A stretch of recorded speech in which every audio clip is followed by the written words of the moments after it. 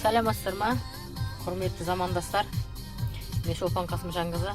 Сіздермен бүгін тағы да сұхбатқа шыққым келіп тұр.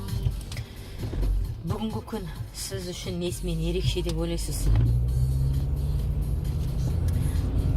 Міне, көктем келді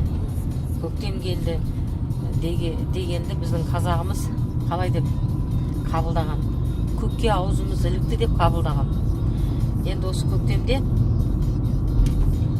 бар тіршілік жаңа бағытта, жаңаша өмір сүріп бастайды да, сіз өз өміріңізді немен өзгерткіңіз келіп жатыр? Қалай?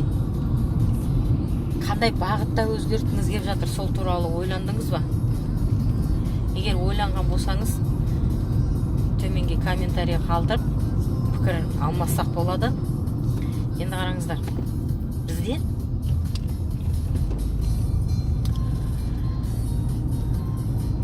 жаман әдет болып кеткенде ертеңге қалдыру, ертең істеймін, ертең жасаймын деп.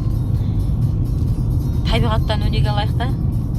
Табиғат әр нәрсені дәл уақытында орындайды да. Мысалы, көктем келді, міне енді жер көгеріп бастайды, ағаштар бүршік атып бастайды. Ертең бір-екі аптадан кейін бүршік атам деп қоймайды ғой. Сондықтан мүмкін сіз де ертеңге қалдырмай өміріңізге енгізгіңіз келетін жаңалықты бүгін енгізесіз.